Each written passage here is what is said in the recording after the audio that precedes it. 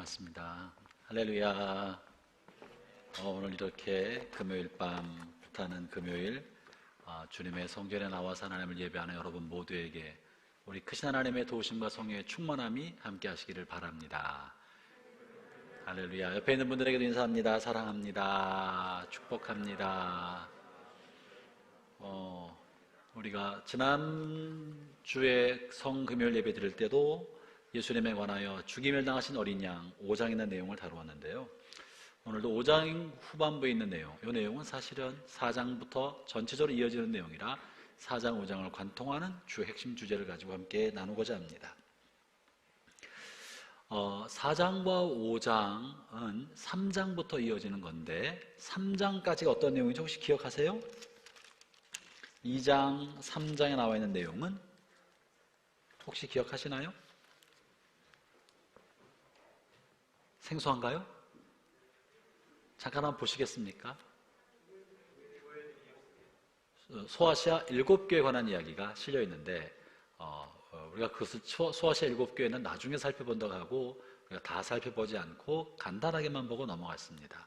소아시아 7교회는 당시에 로마 도미시안 황제로부터 말할 수 없는 핍박과 박해를 받았던 대표적인 실존하는 지역교회입니다. 상징적 교회가 아니고 당시 소아시아에 실존했던 지역교회고 그 지역교회의 흔적이 오늘날까지 남아있습니다.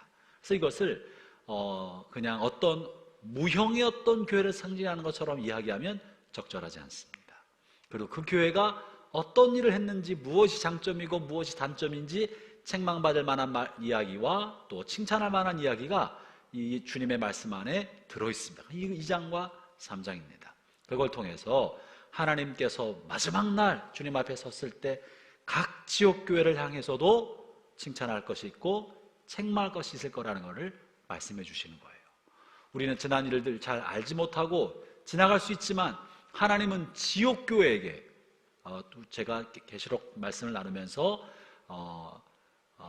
7 사자들을 주님이 오른손으로 7 별을 붙들고 계시고 7 사자를 주관하고 계신다고 하시면서 7 사자는 하나님께서 지역교회에 보낸 하나님의 종들이다. 주님이 그들을 오른팔로 붙들고 계신다. 그리고 그 지역교회를 통하여 주의 사자를 통해 지역교회를 돌보시고 주님께서 7 촛대 사이를 거닐고 계시면서 지역교회를 실질적으로 돌보신다. 비록 핍박과 박해 아래 교회가 쫓김받고 토굴에 숨어있고 사람들이 흩어지고 온갖 박해가 실존하지만 그럼에도 불구하고 낙심하지 말아라, 좌절하지 말아라. 누가 교회의 주인이시다? 주님이 교회의 주인이시다. 이것이 1장에서 보여준 핵심적인 메시지였습니다. 그리고 주님이 사자를 보내시고 돌보고 계신다. 그렇지만 각 교회에 관하여 그들이 잘한 것과 잘못한 것에 대해서 마침내 하나님 나라에 섰을 때 주님이 책망과 칭찬을 하실 테니 각 교회는 박해를 통과할 때라도 정신 차리고 근신하여 죽도록 충성하고 고난 앞에 좌절하지 말고 끝까지 싸워 이기면 마침내 주님께서 끝까지 싸워 이긴 그에게 상 주신다. 이것이 2장과 3장에 있는 핵심적인 내용입니다. 여러분이 계시록 2장 3장을 읽으면 지금 제가 말씀드렸던 것이 반복해서 나옵니다. 그렇기 때문에 여러분 주님께서 우리 요한서울교회를 향하여 우리가 천국에 올라가면 교회 공동체에 관련되어 칭찬과 책망받는 일이 있을 겁니다. 개인에 관하여 칭찬하고 책망받는 것도 있고 하나님 우리를 공동체로 부르셨기 때문에 공동체를 통하여 칭찬받고 책망받을 것도 있다는 사실을 알아야 합니다. 형제자매 여러분, 우리 교회가 주님 앞에 섰을 때 칭찬받는 교회가 되고 싶죠? 물어서 뭐 하겠어요, 그죠? 우리가 그런 꿈을 가졌으면 좋겠어요. 주님께서 보실 때 칭찬받을 만한 교회, 신앙생활을 내가 하나님 앞에 단독자로서 내가 경건하고 진실한 삶을 사는 것은 기본입니다. 나의 신앙생활을 경건하게 하는 것 뿐만 아니라 주님은 우리를 공동체로 부르셨기 때문에 우리 공동체가 경건하고 진실하는 거 굉장히 중요합니다. 여러분, 북이스라엘이 멸망한 건 개인이 잘못해서 그랬어요? 공동체가 우상숭배와 음란에 빠져 있어서 그랬던 거예요. 공동체가 그랬어요. 그때도 우상 앞에 무릎 꿇지 않은 7,000명의 사람이 북이스라엘에 존재했어요. 그럼에도 불구하고 공동체가 타락했기 때문에 하나님은 북이스라엘을 아시리아의 말발굽알에 짓밟히게 하셨습니다. 남유다도요, 모든 사람이 범죄해서 유다가 바벨론에 멸망된 게 아닙니다. 공동체의 정신과 공동체가 타락했기 때문에, 또 지도자가 타락했기 때문에 하나님 그들을 심판하신 것입니다. 그렇기 때문에 우리가 우리 교회 공동체를 거룩하고 진실하게 만들어가고, 또 지도자가 경건하고 진실하게 삶을 살아가도록 돕고 격려하고, 또 함께 어드바이스 해나가면서 만들어갈 것, 우리 모두의 중요한 책임입니다. 믿습니까? 아멘. 그래서 우리가 우리 교회 좋은 교회 되게 합시다. 좋은 교회가 되도록 최선을 다하여 우리가 함께 만들어가는 거예요. 왜냐하면 우리는 운명 공동체이기 때문에 그렇습니다. 주님 앞에 칭찬도 받고 책망도 받을 운명 공동체이기 때문에 남의 일 보듯이 그냥 팔짱 끼고 보서는 안 돼요. 알아서 해라. 하는 사람만 열심히 하도록, 나는 직분도 안 받았는데 그렇게 해서는 안 돼요. 우리 모두가 마음과 힘을 모아서 교회 공동체를 만들어 가야 합니다. 2장 3장에 칭찬과 책망이 있는 내용인데요, 그 칭찬과 책망이 끝나자마자 4장이 시작되는데, 4장과 5장, 다시 말하면 7교회에 관한 이야기를 하시고 나서 주님께서 곧바로 4장 1절 2절에서 요한을 들어서 주님께서 그를 높은 곳으로 데려 올라가십니다.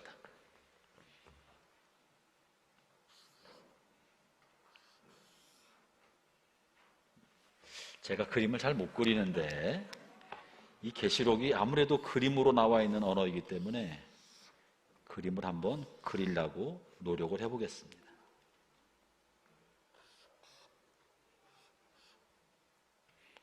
기도하는 사람 같아요? 잘 안 보여요? 너무 작죠? 하여튼 요한이 기도하고 있을 때 영광으로 성령이 그를 쫙 이끌려서 하늘로 올라갔더니 보좌가 이렇게 있었어요. 하나님의 보좌가 있었고, 보좌에 계신 하나님의 영광을 보게 되었습니다. 요한을 보좌로 부르시는 하나님께서 무엇을 보여주셨나? 초대교회 7교회, 소아시아 고통받고 박해받는 교회에게 주님이 가장 먼저 보여준 환상, 그림, 비전, 주님의 마음, 이게 무엇이었을까? 이것이 4장과 5장에 있는 내용입니다. 그게 뭐냐면요, 먼저는 제가 2장 할 때 다루었어요. 보좌에 계신 하나님이 뭘 하신다? 만물을 다스리신다. 이게 핵심이에요. 첫 번째 주인이 보여주신 게 뭐냐? 보좌에는 시저, 황제가 앉아있는 것이 아니고, 총독이 앉아있는 것이 아니고, 온 땅을 다스리는 보좌에는 하나님이 앉아 계신다. 하나님이 참다운 왕으로 모든 것을 다스리신다. 만물을 하나님께서 다스리시니 지금 박해자가 날뛴다 하여도 두려워하지 마라. 이게 첫 번째 메시지였습니다. 제가 이걸 다룰 때 말씀드렸던 거 기억하시나요? 오늘 처음 오신 분들, 대답하지 않으시고 처음 오시는 분들 정신을 차리고 긴장해서 잘 들어보세요. 하나님이 만물을 다스리는 분이다. 4장 앞부분에 이런 표현이 있었습니다. 그러면서 만물을 다스리는 하나님을 향하여 모든 피조물은 무엇을 해야 되느냐? 이것이 4장과 5장에 나와 있는 내용이고, 오늘 다루고 싶은 내용입니다. 그게 뭘까요? 이게 뭘까요? 오늘 주제가 뭐예요?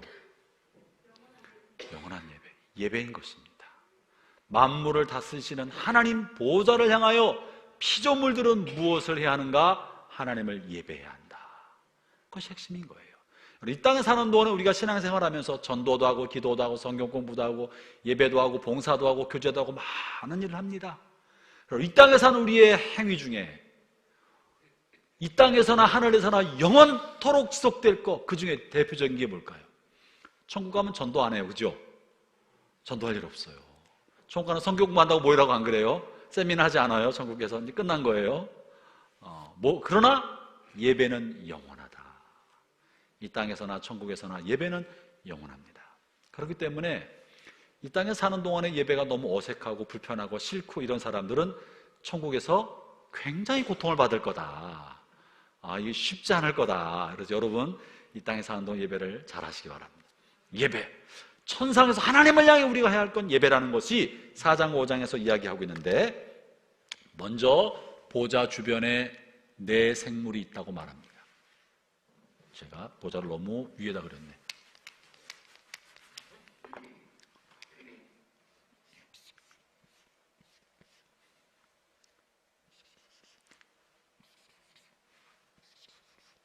제가 그림을 못 그리거든랑 저희 어머니를 탓하세요. 미술학원을 안 보내줘가지고. 내 생물이 보좌 주변에 있었다. 이게 4장, 여러분 성경 보면 4장에 그런 표현이 있습니다. 내 생물이 있고 내 생물 주변에 장로가 몇 명?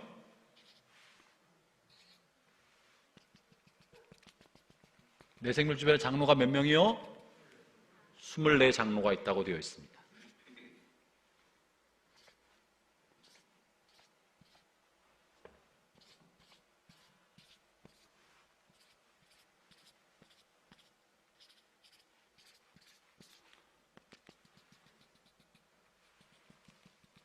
이렇게 동심원을 그리면서 모여서 주님을 향해서 예배를 드리고 있는 모습이 드러 나타나고 있습니다. 이게 이제 천상에서 요한이 비전으로 보고 있는 모습이에요.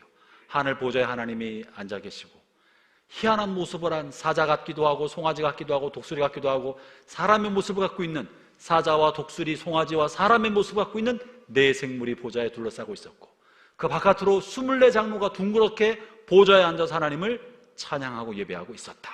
이게 4장의 내용입니다. 그들이 뭐라고 하고 있나 한번 읽어봅니다. 4장 8절이죠.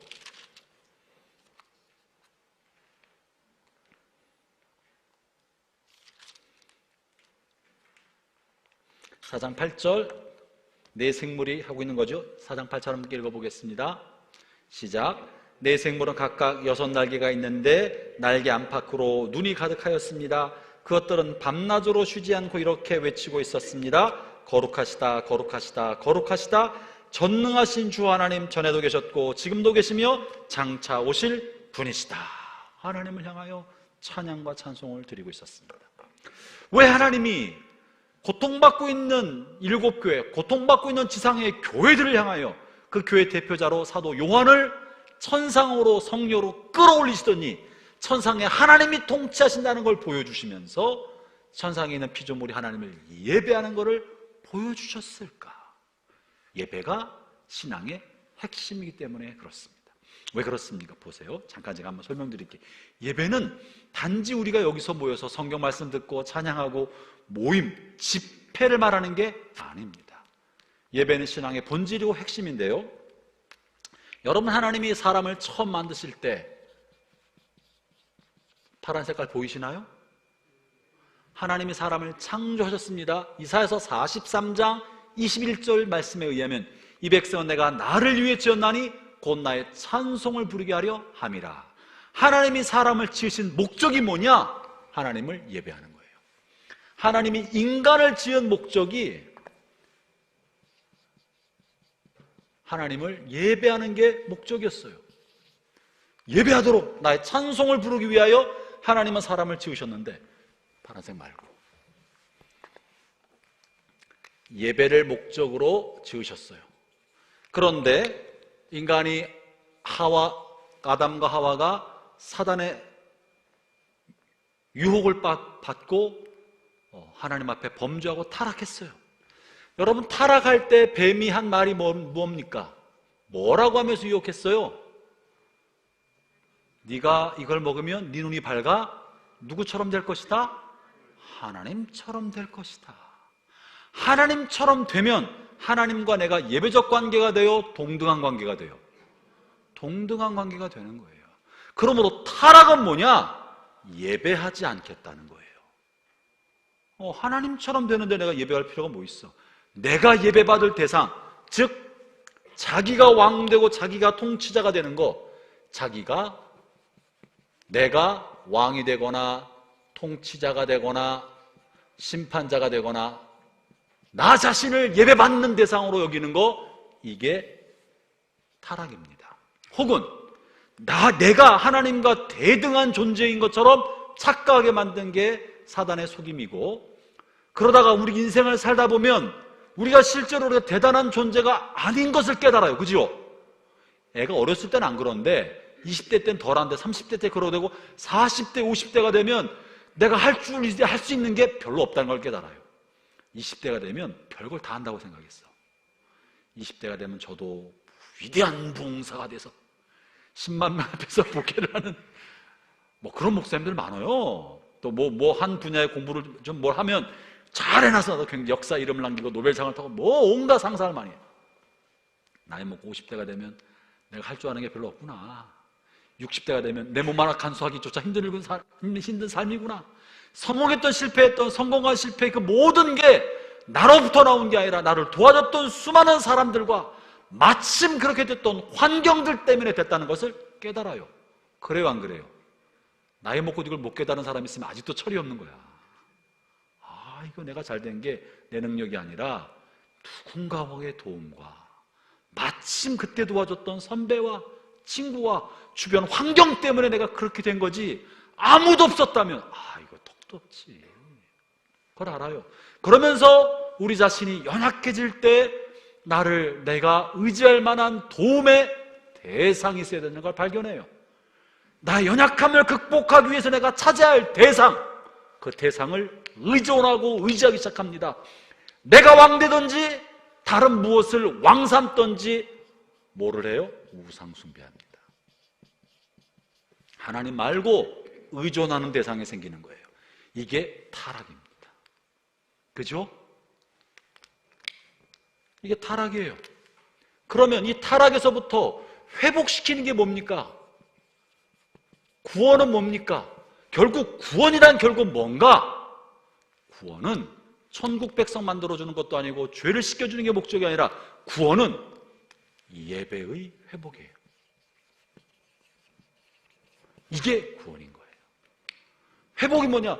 예배를 하라고 만들어 주었는데 자기를 숭배하거나 하나님 아닌 것을 숭배하는 이 사람들로 하여금 다시 하나님을 예배하도록, 하나님을 향한 예배적 존재가 되도록 회복시키는 거, 이게 구원입니다.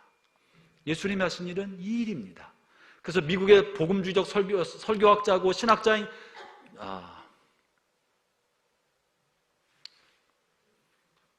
갑자기 띵 하고 생각이 날 때가 있어요. 존 파이퍼 목사님은 선교란 예배가 없는 곳에 예배를 심는 것이다. 선교란 예배하지 않는 사람에게 예배하게 하는 것이다. 이렇게 말한 바가 있어요. 얼마나 타당합니까? 선교는 뭐냐?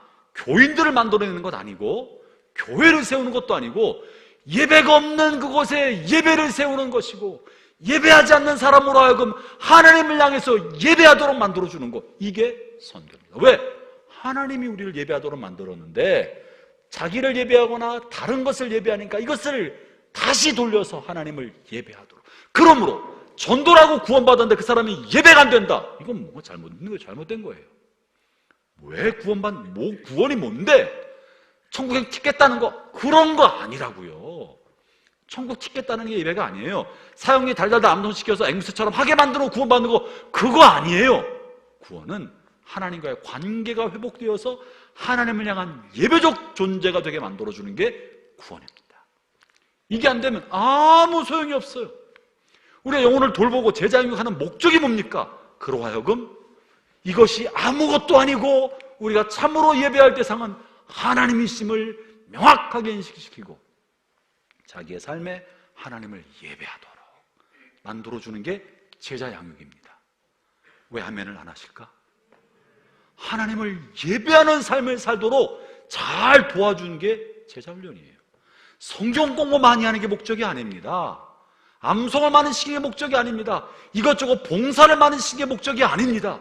모든 훈련의 목적은 나의 마음에 있는 욕심과 집착, 나 자신에 관한 끈적끈적한 자기애, 이거를 깨뜨리고 자아를 파쇄시키고 내가 의존하고 우상을 깨뜨리며 하나님을 향해 예배하는, 하나님을 나의 삶의 최우선으로 여기는 삶을 살도록 도와주고 안내하는 게 제자훈련이고 성경 공부의 목적입니다. 아멘. 그거예요. 이 예배 회복이, 선교는 예배 회복이다. 이걸로 끝나지 않고 이것이 이제 구원받은 이 땅에 사는 거예요. 제자훈련이에요. 이것이 교회예요. 이게 이제 교회인 거예요. 교회. 이것이 이제 주님의 재림으로 말미암아 천국에서 이루어졌을 때, 천국이 원래 이것이 완전히 강화돼서 예배가, 영원한 예배가 이루어지는 곳, 이게 천국입니다. 그것이 4장과 5장에 나와 있는 내용입니다. 할렐루야. 그러므로 오늘 우리들 예배가 얼마나 감격스럽고 귀한지 모릅니다. 예배는 그저 여러 가지 신앙의 요소 중에 하나가 아니라 기독교의 본질이고 신앙의 핵심인 것입니다. 그럼 이 예배를 어떻게 드리면 좋을까? 오늘 본문에서 이 영원한 예배, 천상에서 일어나는 예배에 관하여 중요한 몇 가지를 보여줘요. 우리가 이걸 놓치면 이 천상에서 이루어지는 예배가 오리지널이잖아요. 그죠? 이게 진짜잖아요. 그러니까 우리 예배를 여기에 맞춰야 합니다. 이 모형을 가지고 우리의 예배가 드려지도록. 미안한 이야기지만 예배 중심은 누구예요? 제가 그림을 잘 그려놨어요. 예배 중심은 누구예요? 하나님. 그리고 4장에는 보좌에 앉으신 하나님이 중심으로 나와 있고 5장에는 죽임을 당하신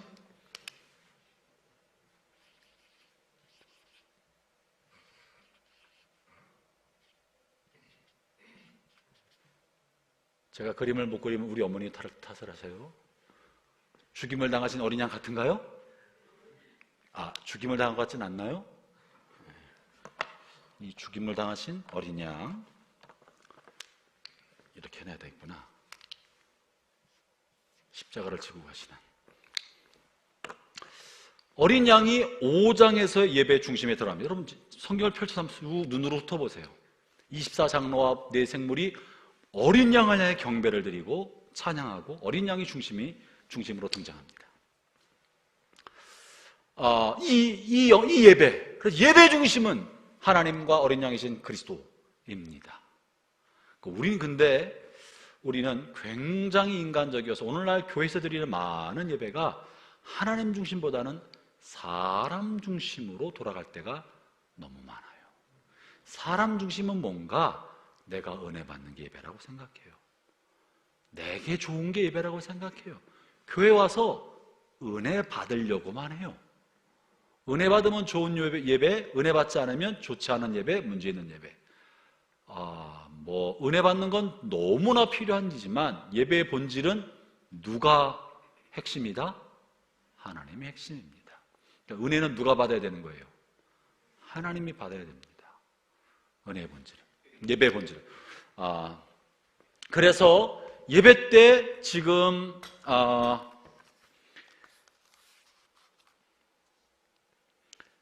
이 내생물로부터 시작된 예배를 한번 살펴보는데요.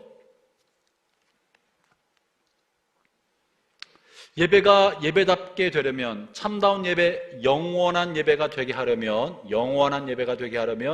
몇 가지를 한번 우리가 생각해 봐야 되는데, 예배는 하나님 중심인데 우리는 많은 경우에 내가 중심이 돼요. 내가 은혜 받거나 뭔가 깨닫거나 내가 좋거나 내가 무언가 얻어가야 예배를 잘 드렸다 혹은 좋다라고 생각하는 경향이 굉장히 많습니다. 여러분 구약 우리가 레위기를 읽었는데 레위기에 회중이 하나님 앞에 제사할 때 회중 중심은 하나도 없습니다. 하나님께 드리는 것, 어떻게 드려야 하나님이 받으실까? 하나님이 받지 않은 예배를 드리면 그가 무엇을 드렸든지 아무 소용이 없습니다. 심지어 나답과 아비후가 하나님의 성전에 있는 불 말고 자기가 갖고 있던 불 향을 갖다가 피우다가 하나님으로부터 오지 않은 것을 하나님 앞에 드리다가 하나님의 제단에서 불이 나와서 두 사람이 불살라 죽은 이야기를 우리가 살펴보았죠. 우리가 말씀 묵상하면서 봤다고요. 그 사람들은 정성껏 드렸지만 하나님께서 원치 않는, 하나님으로부터 오지 않는 향을 피웠기 때문에 죽은 겁니다. 예배의 중심은 내가 무엇을 했느냐가 아니라 하나님이 무엇을 원하냐가 중심인데, 우리 너무나 많이 내가 어떻게 하느냐, 내가 뭘 받았느냐가 중심이 되는 경우가 너무 많아서, 사실 오늘날 드려지는 수많은 예배 중에 하나님이 받으시면서 기뻐하실 만한 예배는 몇 군데나 될까? 사실은 회의적입니다. 본문에 이제 성경을 통해서 우리가 한번 먼저 살펴보고 싶은데요, 영원한 예배를 방해하는 것이 하나 있습니다. 영원한 예배가 드려지려면 먼저 자기 부인이 일어나야 됩니다. 자기 부인. 오늘 본문 한번 4장인데요 4장 이 얘기는 굉장히 충격적입니다. 제가 4장을 다룰 때 한번 다룬 적이 있습니다만, 영원한 예배는 천상의 예배입니다. 하늘의 예배. 오늘은 왜 이렇게 쓰느냐? 그림으로 보이고 중요한 걸 여러분의 마음속에 심어주고 싶어서 쓰는 거예요. 수업한다고 생각하지 마시고 마음에 새긴다고 생각하셔서 보시기 바랍니다. 4장 10절입니다. 4장 10절을 묵상하면서 지난번에 설교할 때 했던 내용과 오늘 다시 설교하려고 다시 본문을 읽으면서 이게 새로운 도전이 또 하나 생기게 되었어요. 4장 10절 함께 읽어보겠습니다. 시작. 이 생물들과 함께 24명의 장로들은 보좌에 앉으신 분께 엎드려 경배하였습니다. 보좌 앞에 자기들이 쓰고 있는 금관을 내려놓으며 이렇게 말했습니다. 우리 주님은 영광과 존귀와 능력을 받으시 합당하십니다. 라면서 자기 금관을 내려놨다. 쉬운 성경에는 금관으로 되어 있고, 또 개역개정판에 뭐라고 되어 있어요? 면류관. 면류관은 왕관을 말합니다. 그죠? 여기 보세요. 오늘날 우리가 왕관 그러면 우리를 꾸미는 장식품처럼 생각해요. 우리가 관을 써본 적이 없기 때문에. 우리가 관을 보는 건 언제냐? 미스 코리아 진이 됐을 때 탁 쓰고 워킹하는 모습만 봤지 우리는 관이 뭔지 잘 몰라요. 그러나 당시 사람들에게 왕관, 이거는 뭐예요? 절대 권력의 상징이에요. 절대 권력의 상징이에요. 오늘 우리에게 권력은 지금도 두려운 존재이긴 하지만, 오늘날 우리는 권력 잡은 사람들을 그렇게 두려워하지 않습니다. 왜냐하면 대한민국 헌법 1조 1항 모든 대한민국의 권력은 어디서부터 나온다? 국민으로부터 나온다. 그렇기 때문에 끌어내릴 수 있다. 권력은 국민에 나온다고 생각하기 때문에 권력자를 두려워하지 않고 권력자의 권력 집행에 관해서 심판할 수 있다고 생각합니다. 그러나 지금으로 생각할 게 아니고요, 당시 시저가 통치하는 로마 제국에 있었던 시민들과 로마 제국에 복속돼 있던 식민지 유대인들이 생각할 때, 심지어 당시의 군인들이나 권력자는요 절대 권력인 사람이에요. 그 사람들의 감정을 건드리면 죽음이에요. 그 사람들의 말이 법이에요. 그래요, 안 그래요? 그 사람 말이 법이에요. 그래서 권력자는 지극한 두려움의 대상이었어요. 여러분 죄송하지만 저희 어머니가, 여러분의 부모님도 그러지 않았을까 싶어. 애들 공부 잘 시키면 어디 보내고 싶었어요? 무슨 사 시키고 싶었죠? 목사? 웃는 사람들은 이심전심인가? 여러분의 부모님이 여러분을 공부 잘한다고 생각할 때 어디 보내고 싶었어요? 의대나 법대, 그죠? 의대는 왜? 돈 많이 벌라고. 돈에 관심이 없나요? 법대는 왜? 권력을 잡으니까. 검사나 판사가 되면 절대 권력을 잡을 수 있으니까. 법에 대한 검사, 판사를 만들고 싶어 했어요. 그래요, 안 그래요? 우리 엄마만 그런 거 아니죠? 왜 공감을 안 하지? 검사, 판사. 왜냐하면 어린 옛날 일본 제국지 순사를 보면서 권력의 힘을 보았고, 부정부패가 많았을 때 이 검사, 판사, 권력자들의 힘을 보았기 때문에 우리 아들 검사, 판사 만들어서 나도 힘 있는 좀 뭔가 좀 이런 마음이 있었거든요. 하물며 당시에는 얼마나 권력이 무서웠겠습니까? 왕관은 그런 왕이 다스리는 시대, 귀족이 다스리는 시대, 그런 권력에 무서웠던 그 시대의 권력의 상징입니다.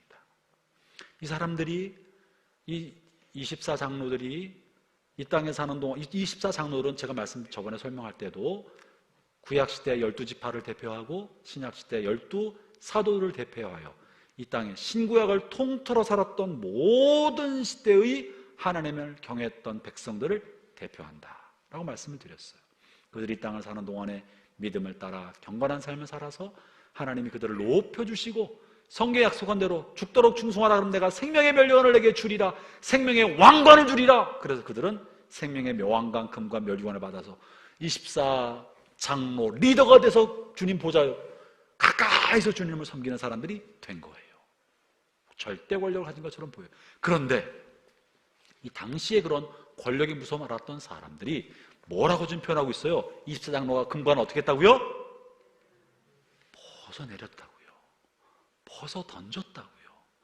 뭐냐면 하나님, 이거는 자신들도 꿈꾸고 바랬던 그 엄청난 힘을 가졌지만 하나님을 예배하기 위하여 자신이 갖고 있는 최고의 것을 주의 발 앞에 아낌없이 던지는 거예요. 우리가 지금 생각하는 것과는 차원이 다릅니다. 예배는 자기를 부인하고 자기 비움으로부터 시작이 되는 거예요. 자기 비움. 이게 없으면 예배가 안 됩니다. 이게 없으면 하나님도 나의 욕심, desire, 나의 욕구, 욕심, 원하는 바를 충족시켜주는 진리의 램프처럼 생각해요. 나의 욕심을 채워주는, 내가 원하는 바를 성취시켜주는, 내 소원을 이루어주는 우상의 하나로 생각하기 때문에 먼저는 자기의 최고의 것, 멸류관, 금관, 왕관, 자기 가지고 있는 최고의 것을 먼저 하나님 앞에 내어드릴 때, 이때부터 진짜 예배는 시작이 됩니다. 이것이 없으면 다 이것을 위한 수단처럼 생각해요. 이해하시겠습니까? 오늘 우리에게는 이게 뭘까요? 오늘 이게 뭘까요? 당시 사람들에게는 권력만큼 큰 게 없었어요. 노예나 평민이나 누구든지 간에 권력자에게 귀족이 되고 왕이 되고 높은 자리에 되고 지나갈 때 사람들이 길을 쫙 비켜주고 말 한마디만 하면 쩔쩔쩔매는 이런 절대 권력 갖고 싶은 마음이 다 있었다고요. 오늘 우리는 뭘까? 오늘 이 시대에 모든 사람들이 꿈꾸고 소망하고 가지고 싶은 것, 이것만 얻으면 나는 소원이 없겠다. 뭐예요? 자본주의 사회에서 자본을 피할 길이 없습니다. 오늘날은 자본주의 사회에서 자본을 피할 길이 없어요. 전 재산, 애써 모은 아파트, 내가 지금 쌓아놓고 있었던 은행에 있는 돈, 유산, 오늘날은 뭐니 해도 머니가 왕관입니다. 모르겠습니다. 어떤 사람에게는 학력이 그럴지도 모르고 무언가 있겠죠. 그러나 오늘날 그 어떤 것도 당시의 절대 권력인 왕관을 비교할 만큼 되지 못합니다.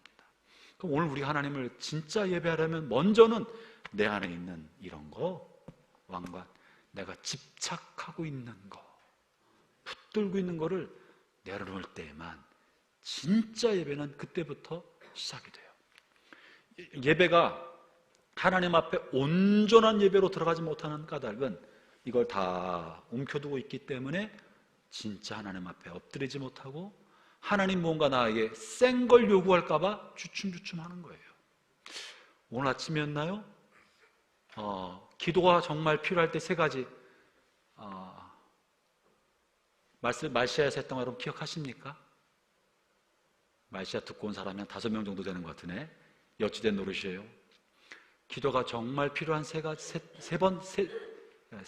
시점, 요나를 통해 언제라 그랬어요? 하나님이 말씀하실 때, 아니 하나님의 뜻을 구할 때, 하나님 내가 어떻게 해야 됩니까? 하나님의 뜻을 알려주십시오 하고 하나님의 뜻을 구하고자 할 때 기도해야 합니다. 두 번째, 요나가 실패한 거예요. 하나님이 말씀하셨는데 내가 마음에 원치 않을 때, 하나님의 뜻을 알게 되었는데 선명하지 않더라도 어렴풋이 하나님의 뜻을 알게 되었는데 내가 싫어, 따르고 싶지 않아, 순종하고 싶지 않아, 회피하고 싶을 때, 그때 기도 안 하는 거예요. 왜 기도 안 하냐면 하나님의 뜻을 명확하게 알까 봐. 대충 알지만 그런 거라고 알지만 기도하면 그게 선명해질까 봐 기도 안 해서 그 하나님의 뜻을 모른다고 내가 여기고 싶으니까 기도 안 하는 거예요. 요나가 하나님의 음성을 듣고 즉시 주님 내가 니느웨로 가야 됩니까? 가고 싶지 않은데요. 그 사람들 멸망해야 되는 거 아닙니까? 라고 기도하고 하나님 앞에 씨름했다면 순종할 수 있는 힘을 주셨을 거예요. 근데 기도를 안 했어요. 안 하고 지 하고 싶은 대로 한 거야. 지 하고 싶은 대로 하는 생각대로. 그러니까 하나님과 관계가 단절됩니다. 하나님의 뜻을 어렴풋이 할 때 기도해야 되고요.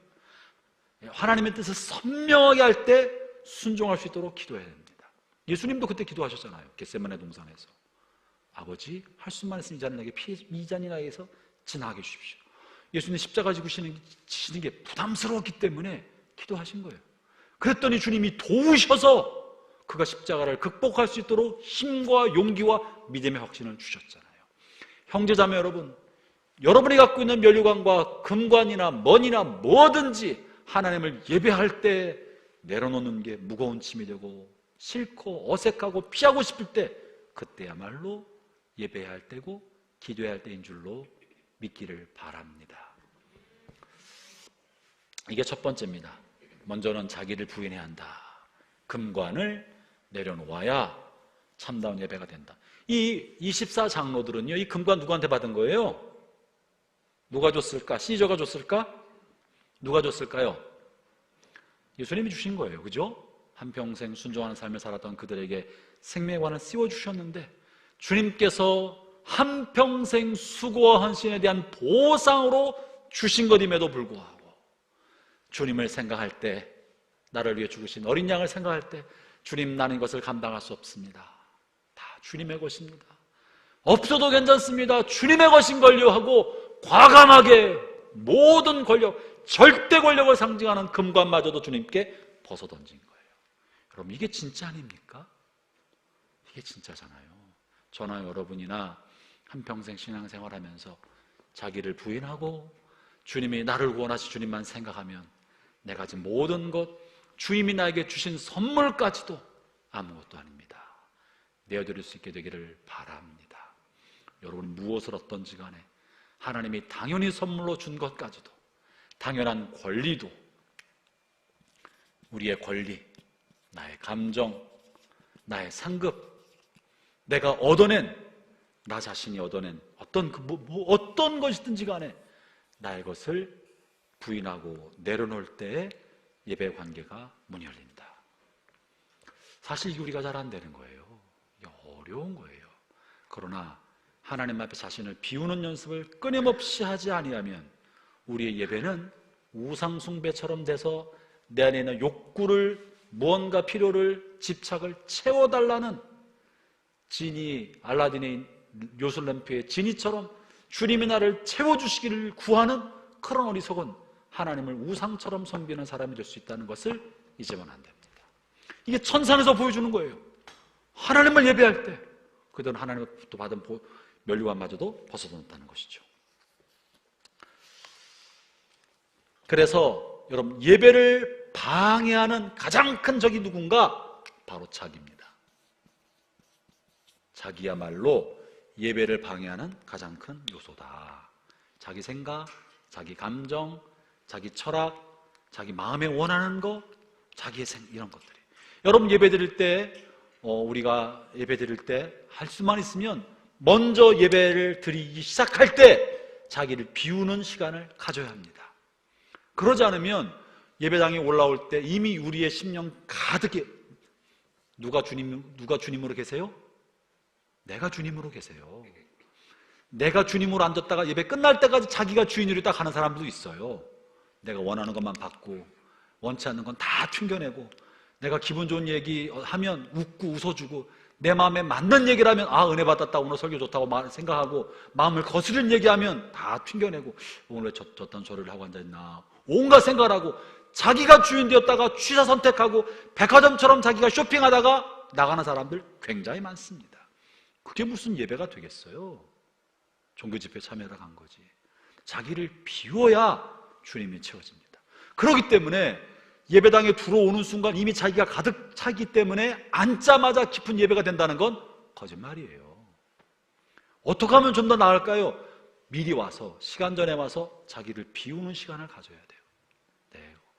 가득 찼던 일 생각, 집안 생각, 아이들 염려, 마음의 근심과 염려를 비우고, 마음을 텅 비우고, 자기를 내려놓고, 분주했던 금관도 내려놓고, 배낭도 내려놓고, 다 내려놓고, 주님, 내가 빈잔입니다. 텅 비었습니다. 빈배입니다. 나의 빈 마음을 주의 은혜로 채워주십시오. 하나님의 임재로 채워주십시오라고 자기를 비우는 시간을 먼저 가져야 합니다. 예배 전에 오세요. 11시 전에. 중요한 말을 하면 아멘을 안 하더라고. 예배 전에 11시 전에 오세요. 그리고 10분 전에 와서 지난날의 생각과 마음을 사로잡고 있는 근심과 염려 비우고 또 비우고, 마음을 붙들고 있는 그 무언가를 비우고, 주님, 내 마음이 가난합니다. 갈급합니다. 주님 앞에 내려놓습니다. 은혜로 채워주십시오.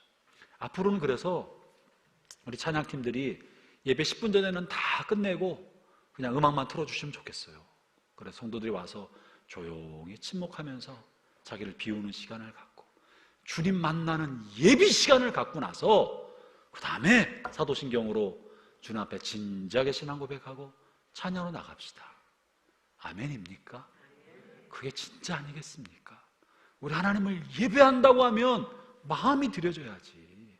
자기 생각으로 가득 차서 앉아있다가 내가 원하는 대로 취사 선택하고 간다면 이게 무슨 예배가 되겠어요? 자기 비움이 우선이다. 두 번째 봅니다. 이제 두 번째 어떻게 했냐면요,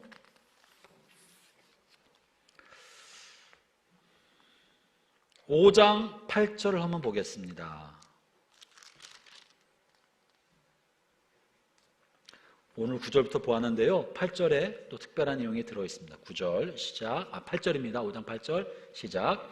그러자 네 생물과 24명의 장로들이 어린 양 앞에 엎드렸습니다. 장로들의 손에는 검은 고와 향이 가득한 금대접이 들려 있었습니다. 그 향은 하나님의 백성들이 드린 기도들입니다. 기도. 예배할 때 장로들은 기도를 가득히 가지고, 이 장로님들 24명의 장로님들이 기도를 가득히 가지고 죽임을 당하신 어린 양을 향하여 이 기도의 향을 올리고 있는 거예요. 이 모습이 계시록에 또 나타나 있는데요, 계시록 8장 4절을 한번 보겠습니다. 8장 4절 시작. 향의 연기가 천사의 손에서 하나님께로 올라갔습니다. 이 향과 함께 성도들의 기도도 하나님 앞으로 올라갔습니다. 향이 올라가면서 기도도 하나님 앞에 올라가고 있다는 거예요. 향은 성도들의 기도로 상징한다. 시편에도요, 향을 기도로 표현한 게 있습니다. 시편 한번 읽어보죠.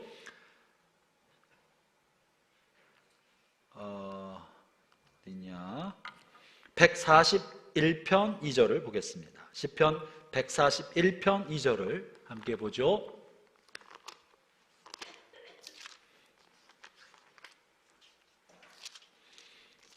읽어보겠습니다. 시작. 나의 기도가 향처럼 주 앞에 놓여지기를 바랍니다. 나의 손을 높이 드는 것이 저녁에 제사 같기를 바랍니다. 손 들고 기도하는 거예요. 내가 손 들고 기도할 때 하나님 앞에 저녁에 향해 성소 안에, 성막 안에 성소의 한가운데 분향단이 있었는데, 분향단에는 향을 피워서 향의 연기가 성소와 지성소를 가득히 채우겠습니다. 그 성소를 향의 연기가 가득히 채울 때 성도들의 기도가 그 향과 함께 하나님 앞에 연락되도록, 그 제사장은 그 향불을 관리하는 거예요. 그 향을 관리하는 것이 온 성도들의 기도가 향과 함께 하나님 앞에 올라가도록. 이 향은 기도입니다. 그럼 우리가 하나님 어떻게 예배해야 될까? 예배 시간에 와서 여기 대표 기도자가 기도할 때 대표 기도자의 기도를 분석하지 말고 기도의 마음을 실어요. 미리 와서 자기를 비우는 기도를 하면서 하나님께 마음을 맞춰요. 내가 버릴 것이 무엇이며, 회개할 것이 무엇이며, 감사할 것이 무엇이며, 내 마음의 중심이 하나님을 향해 가도록 내 마음을 비워서 하나님의 임재를 요청하는 그런 기도를 드릴 때 하나님 임재가 내 안에 임하기 시작합니다. 하나님의 임재 안에서 예배가 드려져야 될 거 아니에요. 그래서 예배는 자기를 비우고 기도로 준비해야 합니다. 기도로 내 마음이 주님을 향해 갈 수 있도록.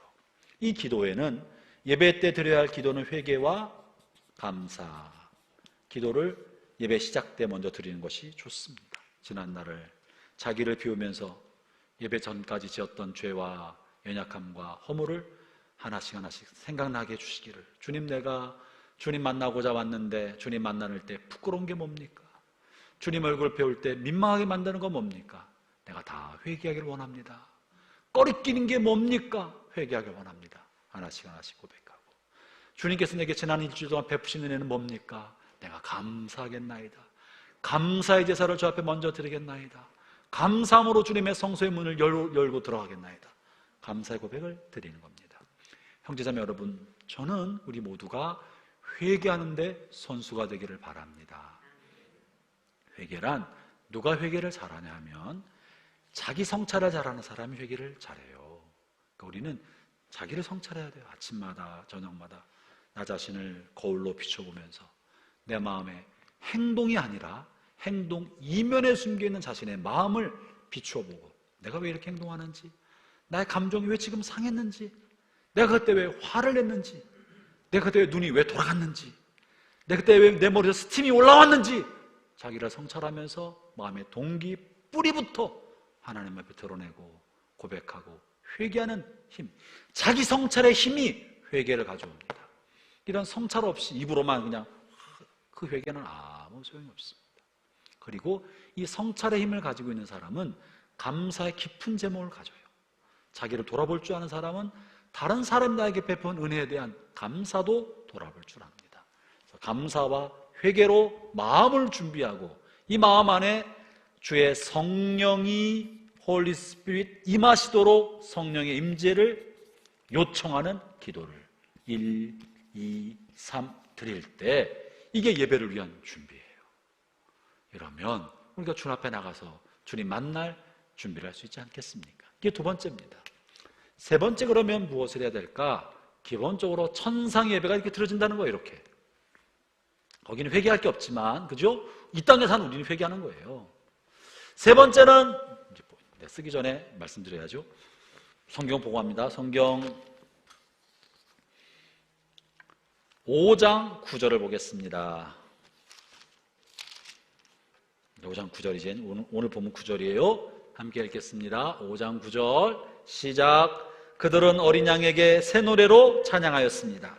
주님은 봉인을 떼고 두루마리를 펴기에 합당한 분이십니다. 주님은 죽임을 당하신 분이신, 흘리신 보혈의 대가로 모든 민족, 언어, 나라를 넘어서 하나님의 백성을 사셨습니다. 세 번째 예배의 핵심은 찬양입니다. 찬양이 예배의 가장 중요한 요소 중에 하나예요. 찬양은 이것이야말로 하나님을 높이는, 하나님께 드리는 제물이라고요. 제가 빈번히 얘기하지만 예배의 꽃, 핵심은 설교가 아니다. 설교는 예배의 꽃이고 핵심이 아닙니다. 죄송한 얘기지만 어떤 분들은 설교 들으러 예배 드리는 것, 설교를 듣는 게 예배 드리는 것처럼 착각하는 분이 계십니다. 그래서 특별한 일로 요즘에 영상 예배를 많이 드렸기 때문에 예배 성전에 오지 못하고 영상으로 예배를 드리는 분들 중에 안 계시다고 생각하지만, 저 이웃 교회에 있는 모 집사님은 차 앞에 찬양 30분 지겨워서 다 빼고, 설교 때부터 성경 읽는 것도 다 빼고, 목사님 설교만 딱 듣고 기도 끝내면 그걸로 예배드리, 그것만 딱 30분 그것만 듣고 예배드렸다고 말하는 그런 나쁜 분들이 계십니다. 여러분, 그 사람은 예배드린 게 아니올시다. 설교는 예배 핵심이 아닙니다. 설교는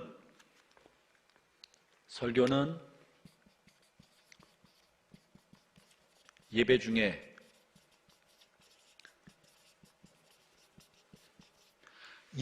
베푸시는 하나님의 은혜의 수단입니다. 하나님이 예배하는 백성에게 베푸는 은혜의 방편 중에 하나지, 우리가 하나님께 드리는 예배의 핵심은 아닌 거예요.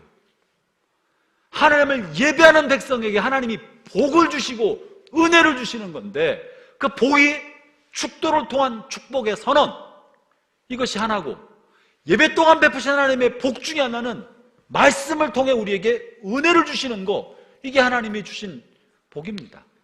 그러므로 설교는 하나님 우리에게 공급해 주신 은혜의 수단이지 예배의 핵심이 아닌 거예요. 엄격하게 말하고 냉정하게 말하면 설교가 없어도 예배가 됩니다.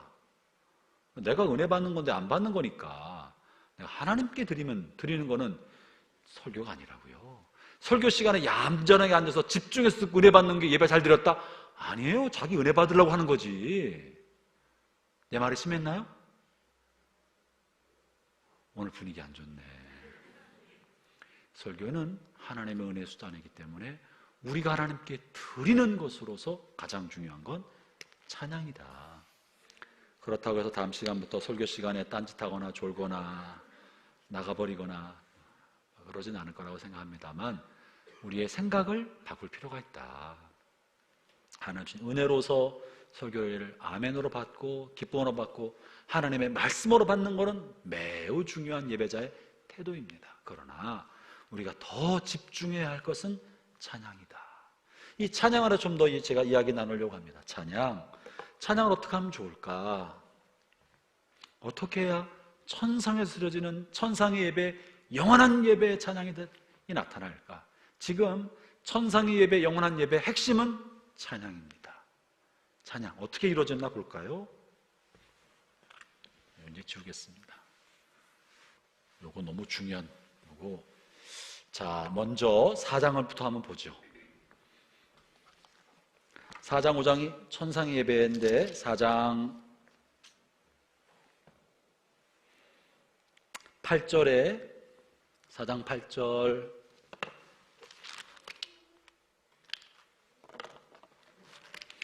사장 8절에서 누가 하나님을 향해 찬양합니까? 네 생물이 여섯 날개를 가지고 하나님을 향해 거룩하시다 거룩하시다라고 찬양합니다. 그죠?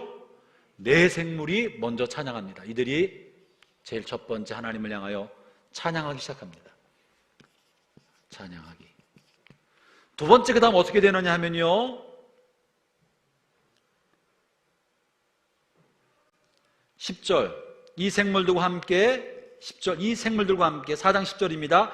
24명의 장로들은 보좌에 앉으신 분께 엎드려 경배드렸습니다. 두 번째 24장로가 엎드려 경배드림으로 찬양, 하나님을 예배하고 있습니다. 그렇죠? 먼저 네 생물이 먼저 했고 24장로들이 그렇게 하고 있습니다. 그리고 5장 8절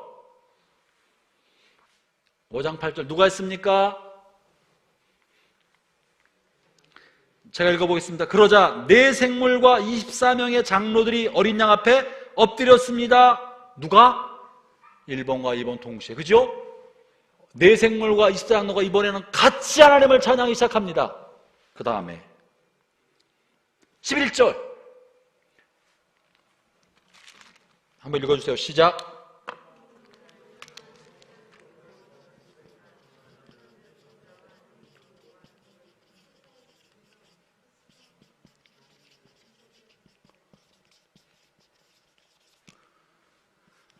거기에 보니까 수많은 누가요?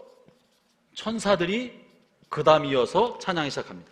제일 먼저 네 생물부터 시작했어요. 그 다음 24장로들이, 그 다음 사람들이, 그리고는 이 두 팀이 같이 연합해서 찬양하더니 그 다음에는 하늘에 있는 수만만 천사들이 함께 하나님을 찬양하기 시작합니다. 하늘에 있는 온 피조물들 하나님을 찬양하기 시작했어요. 그리고 나서 끝나지 않고요, 13절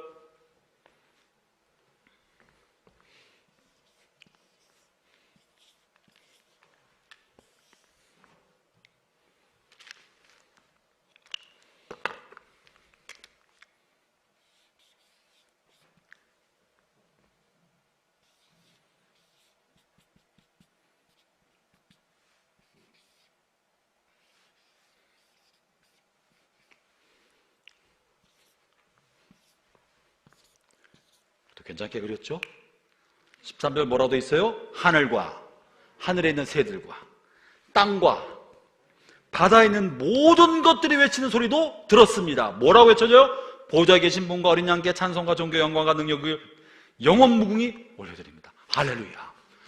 지금 말씀드리고자 하는 거는요, 내 생물부터 시작한 하나님을 향한 찬양이 점점 동심원처럼 퍼져나가더니 천상의 모든 천사들과 그리고 땅에 있는, 바다에 있는, 강에 있는, 하늘에 있는 모든 피조물들이 하나님을 향해서 찬양하기 시작했다는 거예요. 모든 피조물이 하나님을 찬양하는 겁니다. 중요한 사실은 어디서부터 시작돼요? 하나님과 가까이에 있는, 하나님이랑 가장 친밀한 이들이 먼저 하나님을 향해 전심으로 찬양하고 주님으로부터 받은 금관을 벗어들이며 찬양하기 시작하니까 이 찬양의 파급이 마치 동심원 물결이 퍼져나가는 것처럼 점점점 퍼져나가면서 온 피조물 만물에 이르게 되었다. 이것이 영적인 능력입니다. 그것이 영적인 파워예요. 하나님을 경외하는 사람들이 하나님을 진짜로 예배하기 시작하면, 전심으로 예배하기 시작하면, 누가 시키지 않았지만 이것이 파급이 되어서 주변 사람들에게 하나님을 경외하는 마음을 심어주기 시작하고 그들이 하나님을 예배하기 시작하는 줄로 믿습니다. 이게 지금 천상에서 보여주는 하나님을 향한 예배예요. 저는 우리가 이 천상 예배처럼, 영원한 예배처럼 하나님을 향해 진짜로 전심으로 예배하기 시작하면 이 지구상이, 만물이, 피조물의 사회가 바뀔 줄로 믿습니다. 여러분, 지금 13절에 보세요. 하늘에 있는 것과 땅에 있는 것과 바다에 있는 생물들이, 얘들이 뭘 하냐고요? 어떻게 하나님을 찬양하냐고요? 여기서부터 시작된 찬양의 물결과 영적인 거룩한 물결이 파급이 되면서 피조물 하나님을 찬양하기 시작한 거예요. 1907년 평양 대부흥 이후로 하나님이 땅에 다시 한번 부흥을 주십시오. 세상의 죄악에 관영하고 우리 힘으로 세상을 바꿀 만한 능력이 없습니다. 1907년 평양의 대부흥이 일어났을 때 경찰서가 문 닫고, 그리고 사람들이 다 경찰서에 가서 자수하기 시작하고 자기 죄를 고백하고 나쁜 짓 한 사람은 다 눈물 흘리고 도둑질한 사람들은 4배로 돌려주는 엄청난 일이 벌어지면서 사회가 다 뒤집어졌어요. 그리고 그것이 각 전국에 영향을 주게 되었고, 그 소문을 선교 본부인 미국에서, 영국에서 그런 이야기를 듣고 놀라면서 그 부흥의 물결이 여파 여진이 생기기 시작한 거예요. 원산을 시작한 선교사 하디의 회개를 통하여 평양으로 오고, 평양에서 그 회개가 전국으로 동심원처럼 퍼져가기 시작한 것입니다. 오늘 한국 사회에 예수 믿는 사람이 4분의 1이라고 말하지만 이런 강력한 영적 운동과 진정한 부흥, 죄를 무서워하는 마음으로 떨고 죄에 대해서 치를 떨면서 죄와 미워하는 거룩한 영적 운동이 안 일어나요. 교회도, 사회도, 교인들이 갖고 있는 사회 곳곳에서도 안 일어나요. 왜 그럴까? 누군가 4명이, 1명이라도 정말 두렵고 떨림으로 하나님 앞에 진정한 예배, 참다운 예배 드리는 사람이 없기 때문에 어쩌면 이런 거룩한 영적인 부흥이 멈추고 있는 것은 아닌가, 그렇게 생각이 돼요. 사랑하는 형제자매 여러분, 우리가 사회를 우리 힘으로 변화시킬 만한 능력은 없습니다. 그죠? 가정도 못 바꾸는 우리가 뭘 하겠습니까? 그러나 우리 하나님을 전심으로 예배하기 시작하면, 우리 왕관과 내가 소중히 여기는 모든 것을 내려놓고 주님에게 집중하기 시작하면, 저는 주님께서 이런 영적인 무브먼트를 일으키실 거라고 믿습니다. 우리 성경으로 돌아가서 오리지널대로 하자고요. 인간의 방법으로 동원해서 뭐 이렇게도 해보고 저렇게, 그게 아니라 정말 깨끗하고 순수한 마음으로 하나님을 진심으로 예배할 때, 우리 온 성도들이 깨끗한 마음으로 하나님을 예배할 때 하나님의 성령이 운행하셔서 이 같은 일이 일어날 거라고 생각합니다. 그러면 이들이 찬양을 어떻게 했나, 이것만 간단히 살펴보고 마칩니다. 어떻게 찬양했나? 어떻게 찬양하는 것이 참으로 하나님이 기뻐하실 만한 찬양일까? 찬양 어디 써놨는데? 지웠네. 자, 잠깐만 봅시다. 어떻게 찬양했나요? 찬양은 뭔가? 찬양은 하나님을 높이는 것입니다. 하나님을 높이는 것입니다. 찬양은 하나님의 성품, 하나님 어떠신 분이신가와 하나님의 행위, 하나님 나에게 행하신 일, 이것을 칭송하고 기리고 높이는 게 찬양입니다. 하나님을 높이는 게 찬양이에요. 그죠? 그런데 죄송하지만 요즘 우리는 찬양과 복음성가, CCM 다 통틀어서 그냥 찬양이라고 그래. 그런데 그건 아니에요. 복음성가 따로 있고 CCM이 따로 있는데 통칭 다 찬양이라고 해버려서 찬양하는 자리에 CCM, 현대 기독교 음악, 기독교 음악이에요. 기독교 음악을 찬양하는 자리 할 때가 적지 않게 많습니다. 기독교 음악은 기독교 음악이에요. 다양한 기독교 음악이 있을 수 있어요. 그러나 찬양은 아닐 수 있어요. 예를 들면 이런 겁니다. 옛날에 많이 불렸던 복음성가, 기독교 음악이죠. 실로암 아시나요? 어두운 밤에 캄캄한, 거기에는 예수님에 관한 찬양이 없어요. 오주여 당신께 찬양하리라, 실로암 내게 주심을, 나에게 영원한 이 꿈속에서 깨이지 않게 하소서. 이거는 그냥 노래예요. 기독교 노래예요. 주님을 향한 찬양이 아니라 자기 고백적인, 내가 밤중에 헤매고 있다가 주님 만나서 영원히 눈이 밝게 되었으니 주님 이 꿈, 그 꿈이 이상하니까 이제 이 사랑 속에서 말을 바꿔가면서 하여튼 도대체 유래가 어딘지 모르겠지만 저는 이 노래가 나쁘다는 거 아닙니다. 찬양이 아니라 신앙 고백이 담긴 기독교 음악, 복음성가예요. 최근에 많이 부르고 있는 거 좋은 노래입니다만 이건 찬양이 아니다 싶은 거, 행복? 이것이 행복. 화려하지 않아도 정결하게 사는 삶, 가진 것이 없어도 감사하며 사는 삶, 내게 주신 작은 힘 나눠주며 사는 삶, 이것이 나의 삶의 행복이라고. 이것이 행복이라고. 세상은 알 수 없는 하나님의 선물, 이것이 행복이라고. 하나님 의지하며 사는 삶, 이것이 행복이라고. 굉장히 좋은 자기 고백적인 노래예요. 여기 하나님을 향한 찬송은 들어있지 않아요.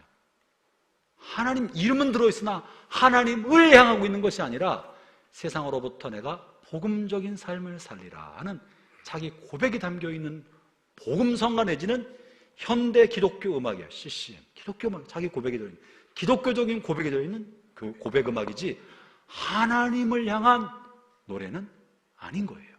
그러니까 예배 때 불러줄 노래는 아닌 거예요. 하나님을 예배하는 자리에 혼자 본인이 기타 치면서 하나님 묵상할 때, 자기 고백할 때 부르기 너무 좋지만 예배의 찬양은 아니다.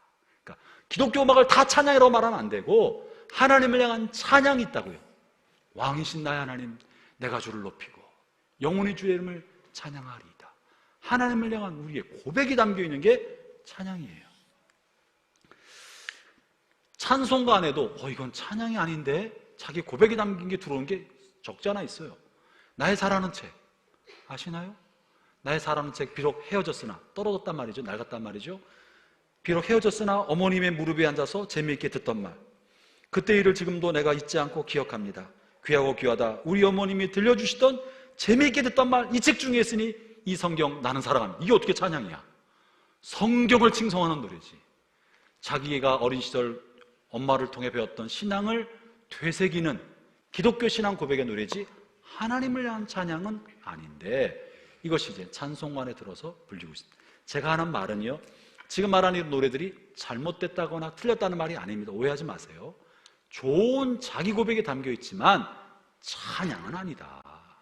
찬양은 하나님을 높이는 거예요. 오늘 본문에 나와 있는 천사들과 네 생물의 찬양을 보세요. 자기에 관한 게 어디 있나? 자기 고백이 없습니다. 그러니까 하나님을 향한 것이 이 노래라고요. 찬양이라고요. 그런데 우리가 하나님에 대한 임재와 친밀감이 없기 때문에 하나님의 성품을 노래하는 것이 어색해요. 그러니까 이게 불편한 거예요. 은혜가 안 되는 거예요. 여러분, 이게 은혜가 되나 보세요. 4장 8절 네 생물이 뭐라고 찬양합니까? 거룩하다 거룩하다 거룩하시다 전능하신 주 하나님, 전에도 계셨고 지금도 계시며 장차 오실 분이시다. 은혜가 되세요? 할렐루야. 은혜가 되는 분이 계셔요. 거룩하신 하나님이라고 부를 때 마음에 좀 안 돼, 멀리 있는 것 같아. 차라리 나를 사랑하시는 주님, 그런 마음이 와닿는지 모르겠지만 나와 뭔가 연관시킬 때 마음에 와닿는데 멀리 계신 주님을 향해 뭔가 말을 하려니까 손에 잡히지 않고 낯설고 멀리 있는 것 같아서 우리에게 어색하게 여길 수 있습니다. 제가 말하고자 하는 바는 이 어색함을 극복하고 주님과의 친밀함을 가져야 하나님을 향한 찬양이 터지는 거예요. 친밀함이 없으면 하나님의 성품을 노래하는데 어색해요. 이 내생물뿐만 아니에요. 11절에 24장로가 뭐라고 금관을 벗어 던지면 뭐라 말합니까? 우리 주님, 우리 주 하나님, 주님은 영광과 존귀와 능력을 받으시기에 합당한 분이십니다. 주님의 뜻에 따라 온 세상이 창조되고 또한 존재하고 있습니다. 영광과 존귀와 능력을 받으시기에 합당한 분이십니다 할 때 감격이 얼마나 되냐고요. 나를 위해 죽으신 주님 이렇게 말하면 감격이 돼도 영광과 존귀를 받으시기에 합당하십니다. 얼마나 감격이 되냐고요. 하나님께 정말 내가 영광을 돌리기에 너무나 합당하신가? 내 안에 감격이 있냐고요. 형제자매, 우리가 하나님을 향해 친밀감을 가져야 주님을 향한 찬양의 문이 열립니다. 이게 찬양, 하나님의 성품에 관한 이야기고요. 5장에 보면 하나님의 행하심을 노래하는 게 실려 있습니다. 24장로와 네 생물들이 한 이야기인데 9절을 보면 그거예요. 주님은 봉인을 떼고 그들이 새 노래로 하나님을 찬양했다고 말하면서 봉인을 떼고 두루마리를 펴기에 합당한 분이십니다. 주님은 죽임을 당하셨고 그 흘리신 보혈의 대가로 모든 민족, 언어, 나라를 넘어서 하나님의 백성을 사셨습니다. 하나님의 행하심을 선포하고 그것을 노래하는 거예요. 이게 찬양입니다. 형제자매 여러분, 우리가 하나님 예배할 때 천상에서 이루어진 천상 예배, 영원한 예배처럼 그 하나님에 관한 친밀감이 없으면 예배가 이루어지지 않고, 친밀감이 없으면 진정한 찬양도 이루어지지 않습니다. 그러므로 진짜 예배는 이 안에서 벌어지는 게 아니고요, 일상의 삶에서 주님과 동행하고 은혜를 체험하고 그분과 깊은 사귐을 가지고, 야, 모든 부귀영광 다 하나님의 것이지 내 것이 아니야, 깊은 체험적 고백과 감사를 가지고 있을 때, 성전에서 그런 노래를 부를 때 그것이 마음에 공감과 감동, 주님을 향해 열린 찬양이 됩니다. 이게 없이 일주일 내내 다른 삶을 살다가 교회 올 때, 요즘에 성경도 안 갖고 오잖아. 옛날에는 뭐 탁 친서 뭐 툭 훅 뭐 먼지 한번 불어서 탁 치고 훅 해서 들고 온다고, 탁 훅 성경이라고 뭐 먼지 불고 온다고 하는데, 요즘엔 뭐 스마트폰에 있으니 뭐 아예 성경도 안 가져와요. 그냥 뭐 어디 갔다 그냥 들어와서 예배당에 앉아서 다른 생각하고 있고, 어떻게 하나님을 예배할 수 있겠습니까? 형제자매 여러분, 하나님과 동행하며 친밀한 삶을 삽시다. 그리고 그 하나님을 향한 감격을 가지고 찬양하고, 찬양을 하되 이 찬양이 가사를 나의 고백으로, 이럴 때 찬양이 일어납니다. 찬양은 노래가 아니라 고백이기 때문에 찬양을 고백으로, 내 고백으로, 내 고백으로, 그것이 천사들이 보여준 노래입니다. 내 고백으로 하면 그냥 앉아서 쉽게 부르지 않고, 그냥 박수치라니까 그냥 따라하지 않고 마음을 담아서, 때로는 감동에 따라 손을 들고 앉아서 하다 어떤 때는 일어나고 나와서 무릎 꿇고 어떤 표현이든지 간에 마음을 담은 몸짓과 표현을 하나님 앞에 올리면서 하기를 바랍니다. 여러분, 한 번씩 때로는 손을 들고 한번 찬양해 보세요. 마음을 담아 하나님을 향해서 연습 한번 해봅시다. 제가 신학교 때 신학교 교수님이 찬양할 때 몸으로 하는 찬양을 가르쳐 주신 적이 있어요. 우리 영성학 지도 교수님이 몸으로 하는 찬양, 그래서 만물을 지으신 하나님 할 때, 만물을 지으신 하나님, 내가 주님을 높여드립니다, 이렇게 표현하라는 거야. 만물을 지으신 하나님, 내가 주님을 높여드립니다. 몸으로 이렇게 마음을 담아하면 그런 하나님을 내가 표현하는 것입니다. 하나님, 나의 생각과 마음과 욕심, 내 생각을 내려놓습니다. 하나님, 내가 나를 다 내려놓습니다. 손을 내려놓고 무릎을 향하게 내려놓습니다. 나의 모든 것은 다 주님의 것입니다. 주님의 것입니다. 주님께 드립니다. 이렇게 하고, 만물은, 모든 것이 다 주님의 것입니다. 몸으로 표현하면서 하나님을 예배하기를 바랍니다. 성경에 여러 군데에서 몸으로 표현한 예배를 말하고 있습니다. 시편에도 그렇고 손뼉을 치면서 예배하고, 24장로가 어떻게 예배했어요? 엎드려서.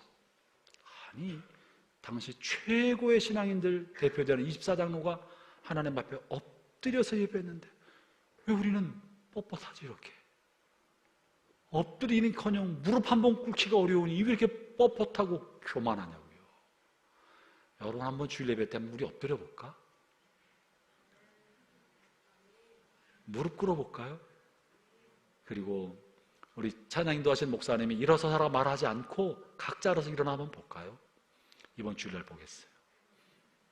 마음을 담은 몸의 표현 한번 해보자고요.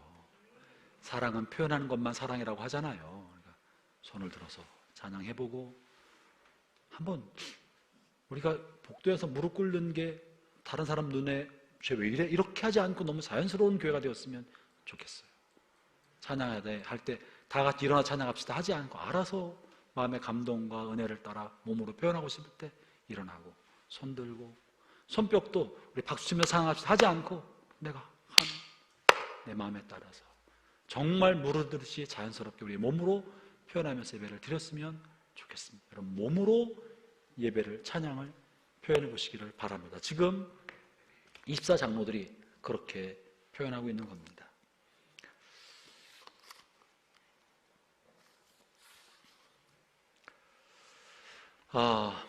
이제 오늘 말씀 마치려고 합니다. 천상에서는 영원한 예배가 영원토록 드려지고 있습니다. 이 땅에서 우리가 천상에 드린 예배가 이 땅에 있는 모든 피조물과 연결된 것을 13장에서 보여주었습니다. 그렇죠? 만약 우리가 이 땅에서 하나님 예배할 때 진심으로 하나님 예배하기 시작하면 하늘의 예배와 연결된다고 저는 그렇게 믿습니다. 천상에서는 24시간 내내 밤낮 예배를 드린다고 하고 있기 때문에 우리 하나님을 향해 진심으로 예배할 때 천상에서 네 생물과 24장로와 천상의 하늘의 천군 천사들이 함께 찬양하는 그때와 그것과 이 땅에서 드린 우리의 예배가 연결되고 통할 때 하나님의 영광이 이 땅에 임하게 될 줄로 믿습니다. 이 땅에서 우리가 천국을 누리는 거 어떻게 누립니까? 천상의 예배를 이 땅에 경험하게 될 때, 하늘에서 드린 예배를 이 땅에 경험하게 될 때, 그때가 천국이 아니겠습니까? 우리 주일 예배가 그런 천상 예배가 드려지는, 영원한 예배가 드려지는 그런 복된 감격적인 예배가 되기를 바랍니다. 기도하겠습니다.